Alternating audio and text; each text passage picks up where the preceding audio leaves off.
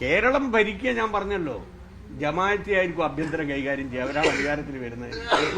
അപ്പോൾ ഒഴിമാറാടും രണ്ടാം മാറാടും എന്നല്ല ഉണ്ടാവുക. മതമല്ല പ്രശ്നം, എരിയുന്ന വയറിന്റെ തീയാണ് പ്രശ്നം. ഏതു മതക്കാരൻ എന്നല്ല പ്രശ്നം, എങ്ങനെ ജീവിക്കും എന്നാണ് പ്രശ്നമെന്ന് കേരളത്തിന്റെ തെരുവോരങ്ങളിലൂടെ മുദ്രാവാക്യം വിളിച്ച CPM-ന് ഇന്ന് ജാതി പറയാതെ, മതം പറയാതെ, വർഗീയത പറയാതെ കേരളത്തിൽ രാഷ്ട്രീയ പ്രവർത്തനം നടത്താൻ കഴിയില്ല എന്നുള്ള സ്ഥിതിയിലാണ് ഇപ്പോൾ ഉള്ളത്.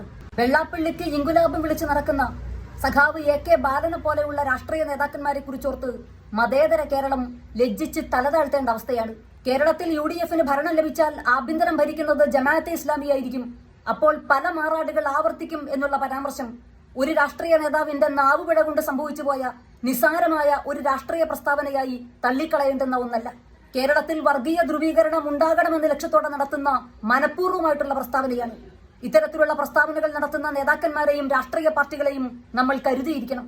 ഇത്രയേറെ ധ്രുവീകരണ പ്രസ്താവനകൾ ചിന്തിക്കുകയും പ്രവർത്തിക്കുകയും പ്രസംഗിക്കുകയും ചെയ്യുന്ന CPM-ഉം CPM-ന്റെ നേതാക്കന്മാരും ഉള്ളപ്പോൾ കേരള രാഷ്ട്രീയത്തിൽ ധ്രുവീകരണത്തിന്റെ കാര്യത്തിൽ BJP-ക്ക് 2ാം സ്ഥാനം മാത്രമേ ഉള്ളൂ.